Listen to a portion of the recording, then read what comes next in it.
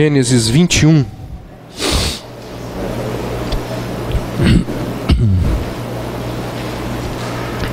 Gênesis 21. Apenas o verso 26.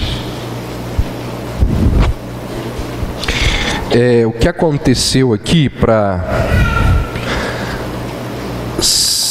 esse versículo aparecer aí foi o seguinte: o contexto é de Abraão conversando com um homem chamado de Abimeleque. E Abraão está reclamando com Abimeleque que os empregados de Abimeleque tinham apanhado à força um dos poços de Abraão. Naquela época, os poços era algo fundamental para a existência de um clã, de uma família. Se você ler ali os primeiros capítulos de Gênesis, você vai entender a importância dos poços naquela época. Lembra que quando Jesus vai estar com a mulher samaritana onde que ela está? Aquilo ali era algo importantíssimo.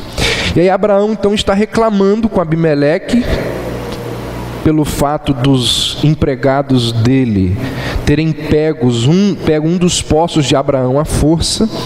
E aí ele se vira para Abraão e diz o seguinte, olha aí o verso 26. Não sei quem fez isso. Você nunca me falou nada. E esta é a primeira vez que estou ouvindo falar do assunto. Não sei quem fez isto. Você nunca me falou nada. E essa é a primeira vez que estou ouvindo falar do assunto. Parece até o ex-presidente Lula falando, né? Não sei, não sei, não sei. Essa é uma questão muito interessante. Muito interessante. Que questão? O culpado sempre se esconde. Culpado sempre se esconde. O culpado, ele costuma agir de noite, quando todos estão dormindo, quando ninguém está observando, é que ele age. Culpado é lobo travestido de ovelha. Ou na linguagem do conto infantil, é lobo travestido de vovozinha. Esse é o culpado. O culpado ninguém conhece, ninguém sabe, ninguém viu. Ou melhor, ele só se torna conhecido muito tempo depois de ter feito aquilo que fez. Abimeleque, diz o texto, que ele não sabia qual dos seus empregados havia tomado à força o poço de Abraão. Situações muito parecidas, semelhantes, podem ser percebidas em outros momentos da Bíblia. Por exemplo, você deve se lembrar daquela situação onde nem Josué e nem o povo sabiam o nome do israelita que tinha quebrado a aliança e tinha ali ficado com os despojos de Jericó. Numa outra ocasião, diz a Bíblia que nenhum dos apóstolos sabia quem daqueles 12 ali era o traidor, quando Jesus disse que o traidor estava entre eles. Numa das parábolas contadas por Jesus, a Bíblia nos diz que nem o dono da plantação, nem os seus empregados sabiam quem tinha semeado o joio no meio do trigo. Então, essa pergunta, quem? Ela é muito pertinente na própria palavra de Deus.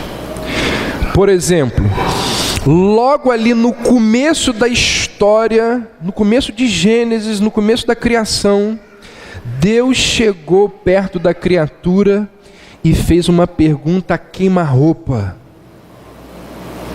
Quem disse para você que você estava nu? Quem? O relato bíblico diz que João, que era aquele apóstolo mais próximo de Jesus durante a ceia, vira-se para Jesus e pergunta assim: quem é o traidor? Quando Jesus fala que tinha um traidor, João pergunta, está pertinho dele, quem é o traidor? E aí Jesus fala, é aquele que mete comigo a mão no prato. Paulo, indignado com as igrejas da Galácia, vira para os membros da igreja ao escrever a sua carta e diz assim: ó Gálatas insensatos, quem vos seduziu a deixardes o evangelho e mudar o evangelho? Os ceifeiros lá da parábola de Jesus, eles chegam para o dono do trigal e perguntam para ele: de onde será que veio esse joio? Então, essa pergunta, quem, na Bíblia, ela é muito pertinente. No caso dos despojos de Jericó, o culpado foi Acã. No caso do joio plantado lá no meio do trigo, Jesus disse que o culpado foi Satanás. No caso da traição de Jesus, o traidor, Judas, né? O audacioso que foi lá e meteu a mão no prato junto com Jesus. No caso dos Gálatas, os culpados foram aqueles judaizantes legalistas que se infiltravam na comunidade e tentavam desconstruir tudo que Paulo construía. No caso da nudez adâmica, diz a Bíblia que o Criador nem espera a resposta de Adão.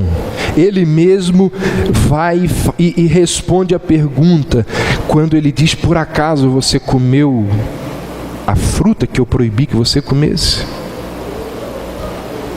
Então, o que a gente aprende aqui? Quem?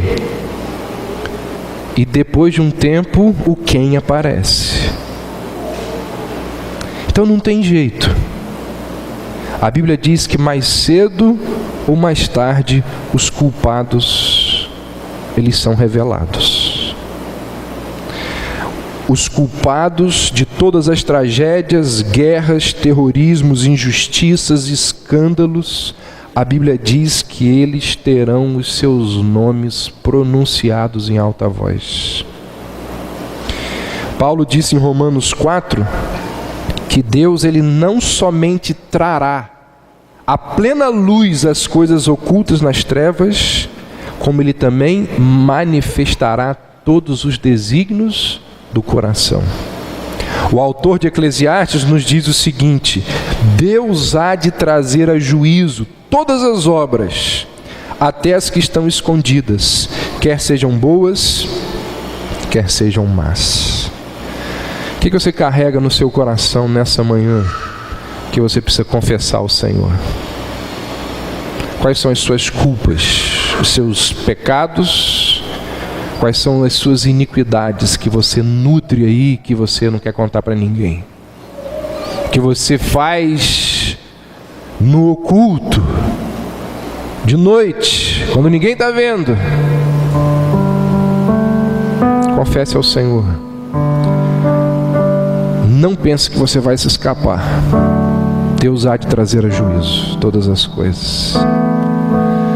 Que Deus tenha misericórdia de mim, de você, de todos nós. Vamos orar? Senhor Deus, nós queremos pedir que o Senhor nos ajude a percebermos as nossas iniquidades. Existem muitas, ó Deus, que a gente sabe. Nós sabemos que estamos errados, sabemos que estamos transgredindo a Tua vontade. Existem outras, ó Deus, que a gente fica racionalizando e achando que temos motivos para fazer aquilo. E tentamos ir contra a Tua palavra e agir contra a Tua palavra baseado em raciocínios humanos que vão contra a tua palavra. E na verdade, ó Deus, existem até aquelas que a gente faz e nem sabe que está fazendo, que está errado ao fazer. Fazemos e aquilo que fazemos não nos traz culpa, medo, pesar, porque não entendemos como pecado. Talvez por causa de uma mente cauterizada, talvez por causa de inocência mesmo. Mas todas estas coisas, ó Deus, que fazemos sabendo, fazemos racionalizando ou fazemos sem saber que estamos errados, todas elas ofendem ao Senhor. Todas elas são transgressões e violam a tua santidade. Por isso nós pedimos perdão. Por isso nós pedimos que o Senhor, como fizeste na nossa conversão, ao nos enviar o Espírito Santo e nos convencer dos nossos pecados, que o Senhor novamente nos envie o teu Espírito a nos convencer das nossas iniquidades, dos nossos erros, que não são poucos, e ao nos convencer, ao nos mostrar os nossos maus caminhos, que o Senhor nos leve pelos caminhos de justiça, pelos caminhos de retidão.